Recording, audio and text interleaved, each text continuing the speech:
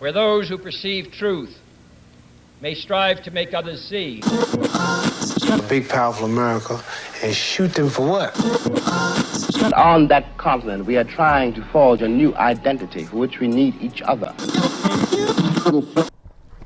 Good evening, Blackbirds. Happy July 4th.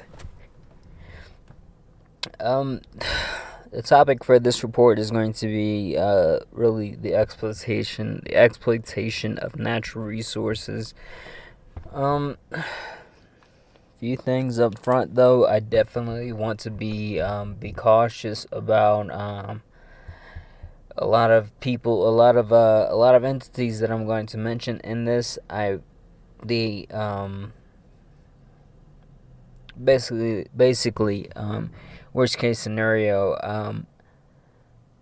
they have people that are, actively looking for cases against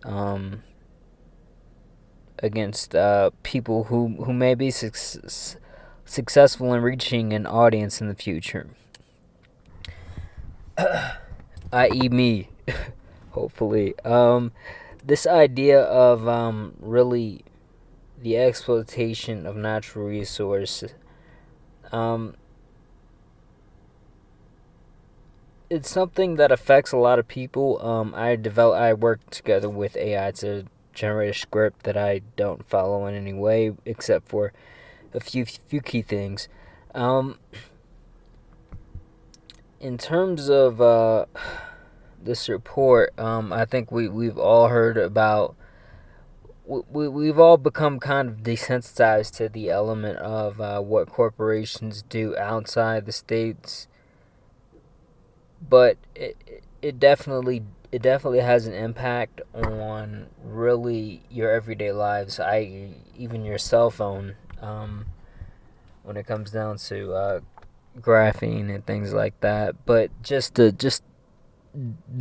this report is really just a general broad overview of what's going on, really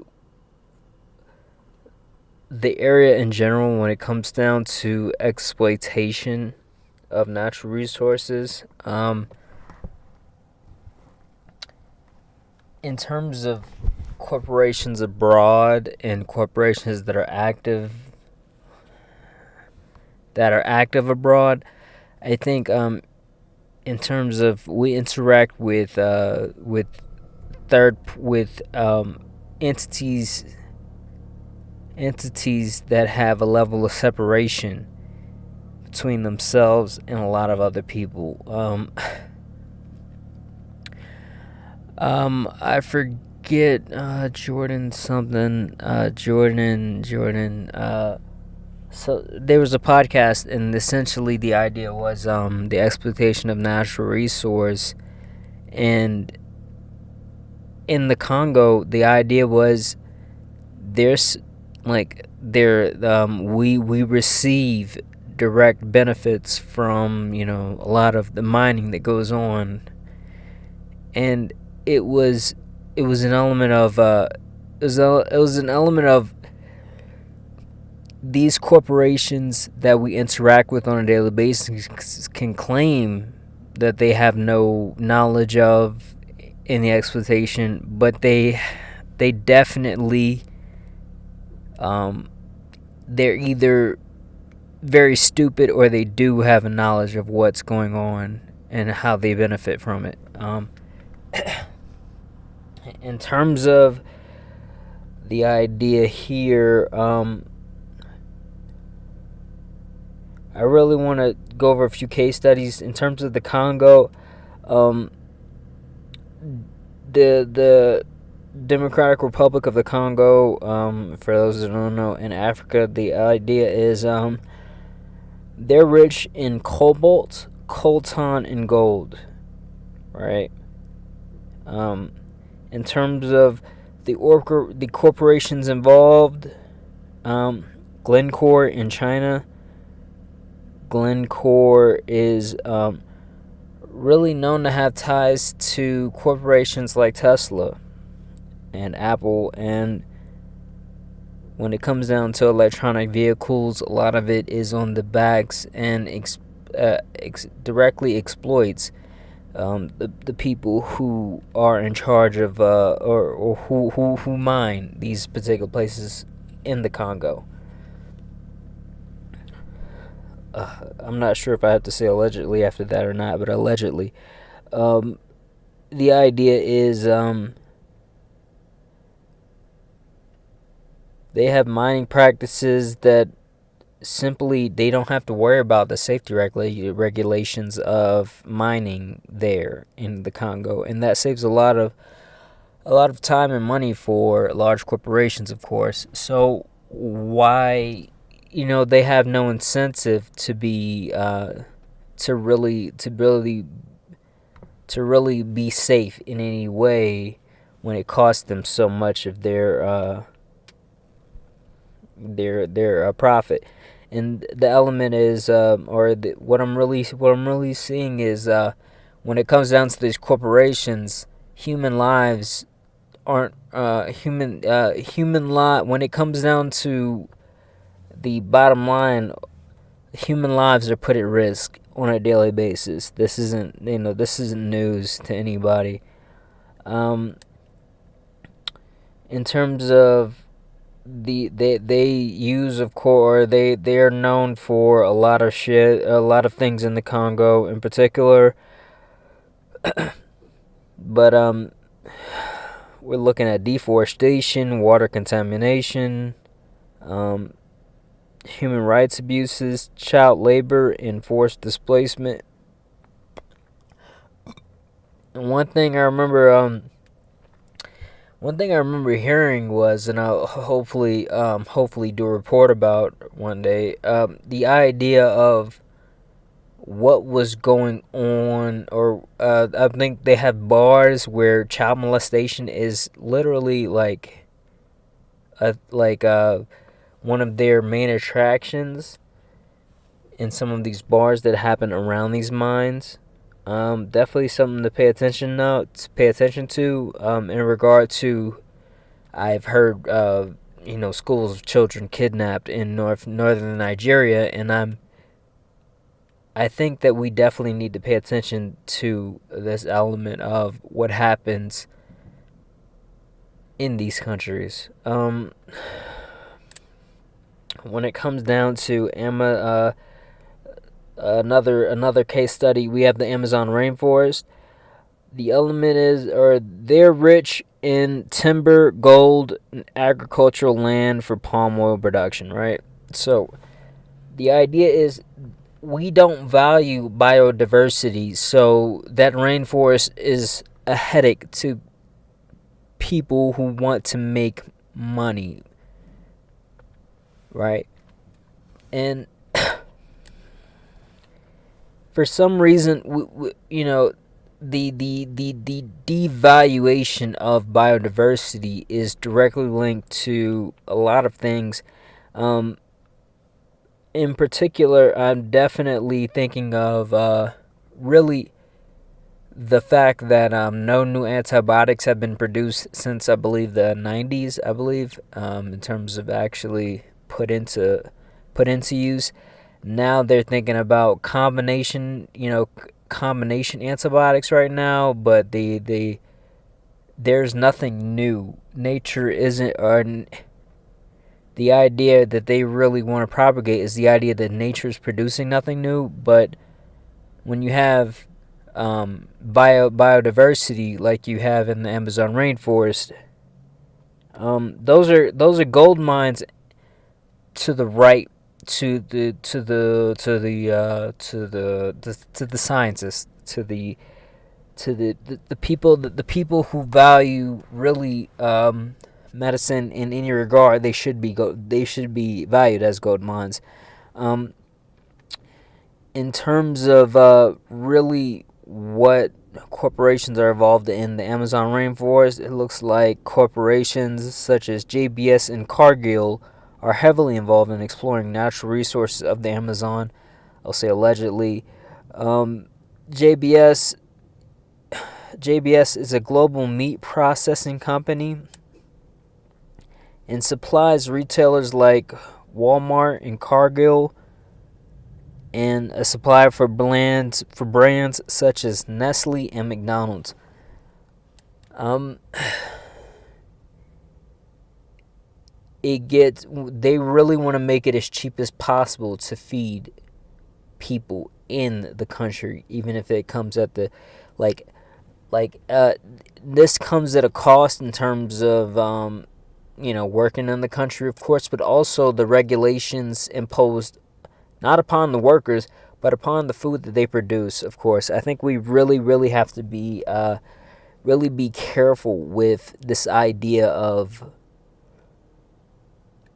or not be careful, but be more aware of this idea of the like we're not really regulated, or these corporations that feed you, like, the idea is a lot of these guys, it seems like they're just playing kind of the game of make you sick but sick enough not to notice, in terms of a lot of the prevalence of cancer, the rise in cancer, the rise in obesity. All of these things they don't have to really worry about, because I think because the regulations that are imposed upon them, and plus in terms of entities that cause cancer, I mean, it they kind of create the solution in the same country of being able to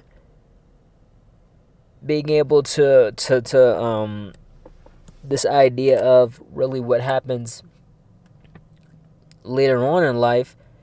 They're able to still make sure that you're part of a system that they profit off of.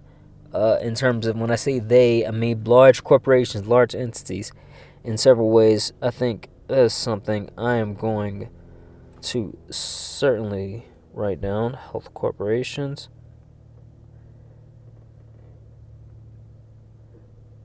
And food.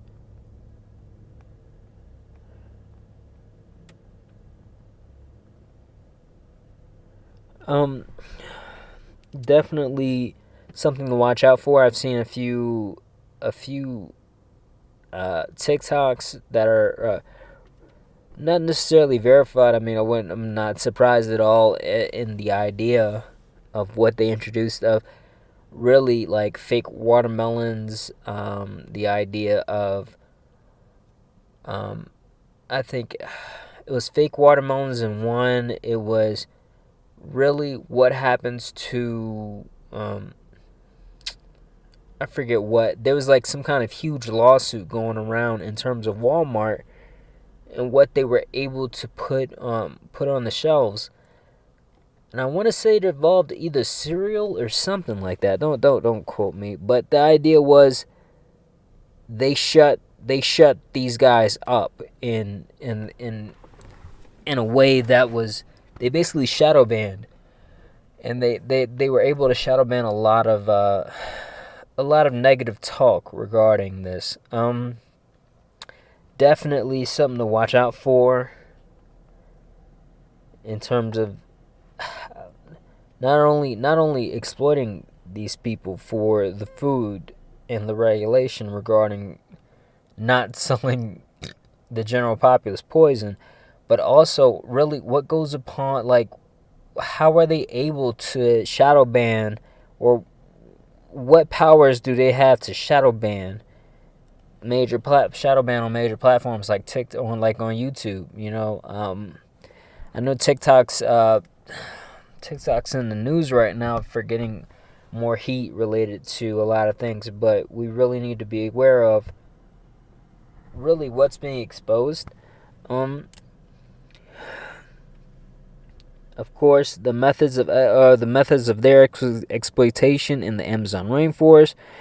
We have deforestation. We have illegal logging. We have and this stuff apparently is conducted on a massive scale. There's a lot of biodiversity, of course, mentioned in this land, and in terms of deforestation, forest fire, a lot of these guys are looking for ways to make money. what sells in the U.S., and they'll sell it to you. And this is a big problem on to hold corporations accountable rather than the guy who is trying to sell to the corporations to feed his family. We need to worry about the corporations themselves. The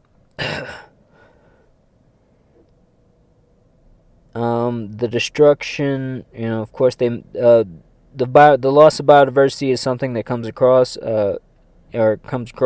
like literally, like verbatim in the report, but also climate change and the violations of indigenous peoples' rights. That's another thing when it comes down. I think it was a Shell company, and I want to say there was a law case. I believe it was I want to say it was in El Salvador, but the idea was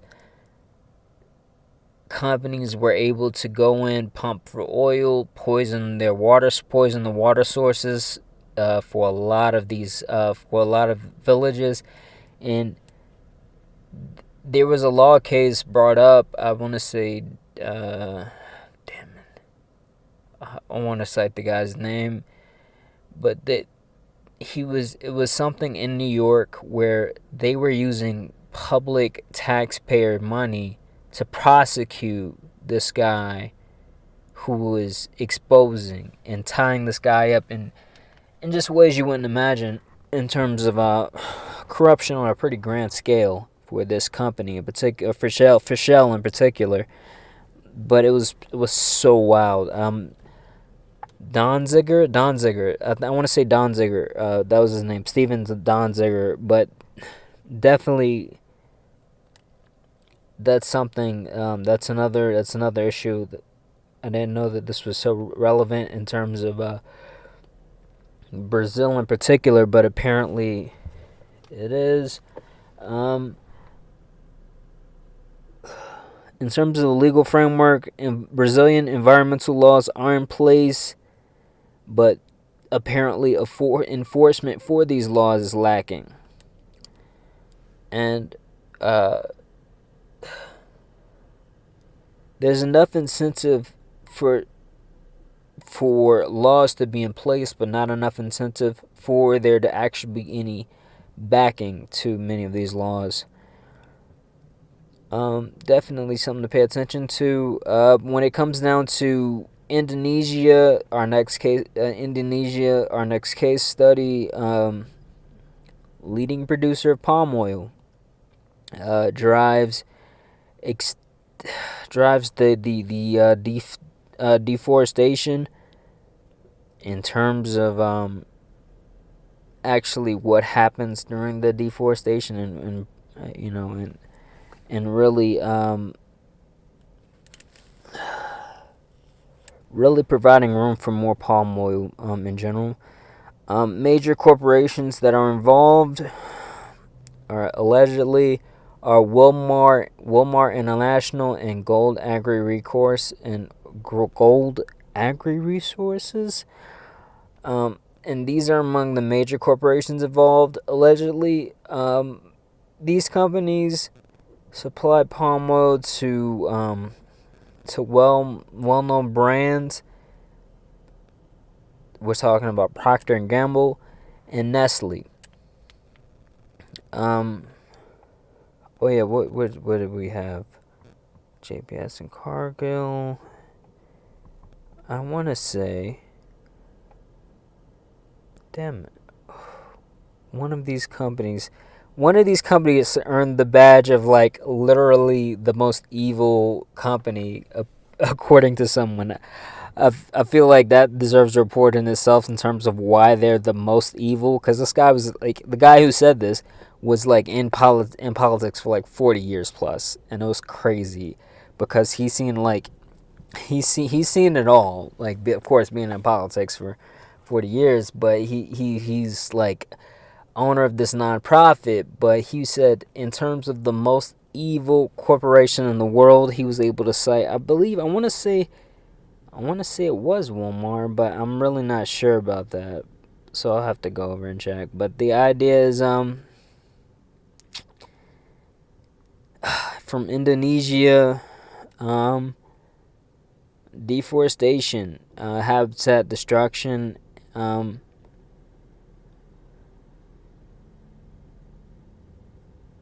they displace local communities and endanger a lot of species, and they do have laws in place. Enforcement of these laws is the problem, and a lot of times it pays more to be it pays more, and there's a lot less consequences to being a criminal, or there's, in terms of weighing the consequences versus the amount you can earn being a criminal versus the benefits that you can get out of really not being a criminal. There's a lot of incentive there's enough incentive for a lot of these guys to be more criminal, or to really be involved in criminal activity in a lot of these places. Nigeria is our next case study, and in terms of Nigeria, we're talking about they're rich in apparently oil, and they're really rich in oil, and of course the idea of major players involved allegedly are Shell and Chevron.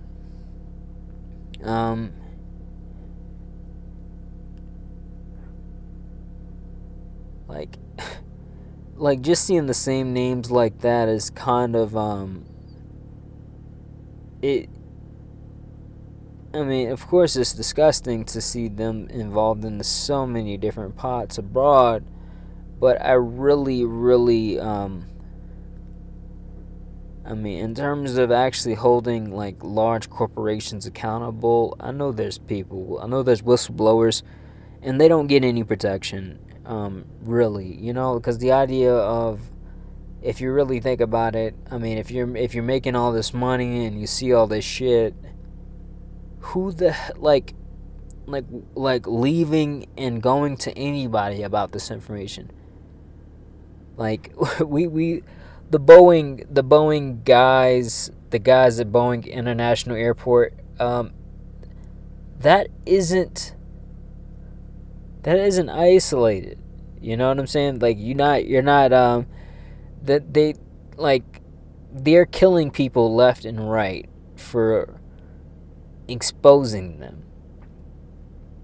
And the idea is they really don't have too many options, and I think that's something whistleblower protection is definitely something that I want to get into as well. Whistleblower protection. A lot of these guys, they know shit, but they're not incentivized to say shit. And that's like, they know the problems, and they don't want to necessarily be involved. They don't necessarily, or they would be whistleblowers if there was incentive or protection for whistleblowers. I think real protection. So, in terms of here, we're talking about methods of exploitation in Nigeria. We're talking about they're not regulated in terms, and they're not as heavily regulated in terms of their oil extraction methods. Onshore extraction, or and the idea is this leads to real cost for people in any area that involves this drilling. Oil spills are like known for a lot of like really to be costly in the form of human being a local and having an onshore oil regulations not being followed, that can lead to some very, very costly things for you and your village or your offspring in terms of a lot. But Nigerian petroleum laws and global regulations do exist, but the enforcement, in terms of really enforcement, is inconsistent, right? So like some areas, yeah, they'll apparently, I mean, they'll do their thing. I'll give them that. They'll do their thing in some areas, but apparently it's not necessarily ubiquitous. And of course, poor places are going to be less protected. Um, and when it comes down, last case study being Papua New Guinea. Papua New Guinea is rich in gold, copper, and timber. No, maybe it was Barrick's Gold. No, it wasn't Barrick's Gold. Was it Barrick's Gold? I don't know. The major corporations involved in terms of how they're exploited directly, we have Barrick Gold and Newcrest Mining. There seem to be significant players. And of course, gold. A lot of us wear, in terms of jewelry, a lot of banks and jewelry manufacturers are going to get their gold. But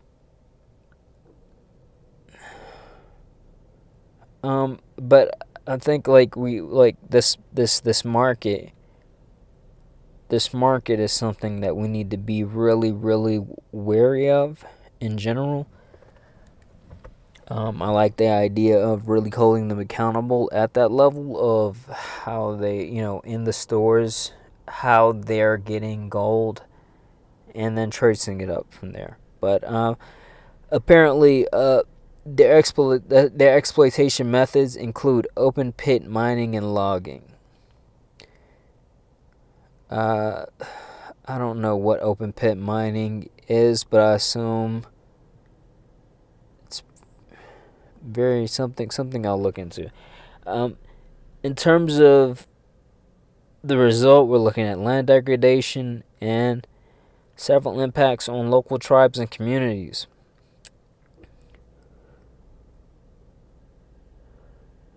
With Papua New Guinea, the mining laws and environmental policies are often not robust enough to prevent the exploitation. So they don't even have laws in place in this particular case.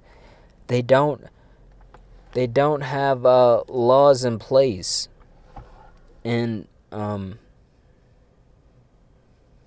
a lot of these guys are gonna see this as a playground in terms of the corporations that sell to us and want to make profit.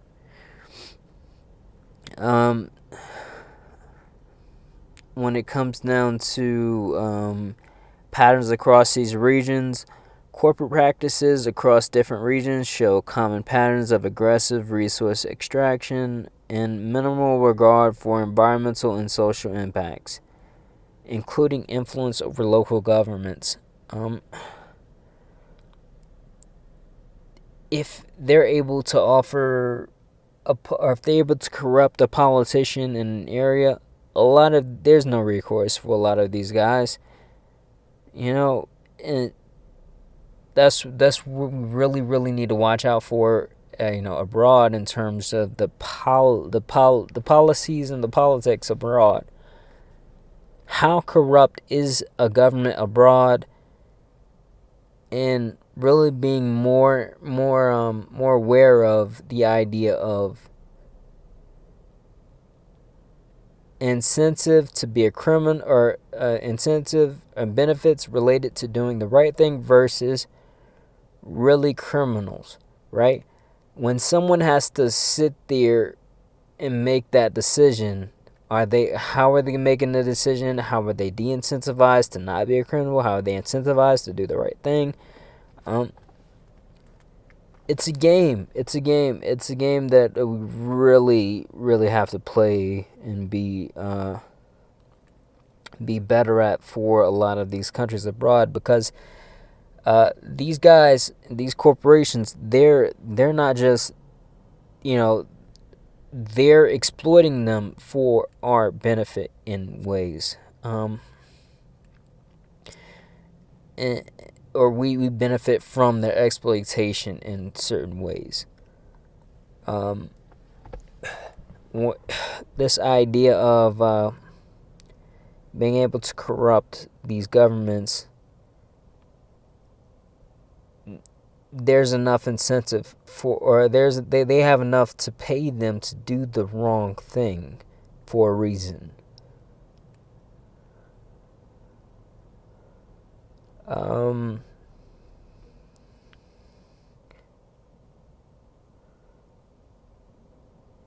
had a list of resources involving this case. Involving several of these companies. Not sure exactly how or what happened exactly to my list, but I think I want to say the guy in Nigeria, like one of them, like there was a politician who was exposed, and the idea was like, I'm going to like they were exposed during the exportation of like something, to where they worked out a deal like, hey, if you do this here, you make sure X amount stays actually in the area, and we'll make sure that it goes to, whatever we want it to go to, whatever. And the idea, and politicians were like, or some politician was literally exposed at the exporting, like, of, I think it was palm oil or something. But the idea was they got caught selling more than they should have been, or selling more of a percentage than they should have been selling. And it was like, it's almost like it's a clown show for a lot of these guys. And I think but the fact that they were exposed proves that people exposed them in a certain way, and we do have to work with that in terms of like the idea of corporations.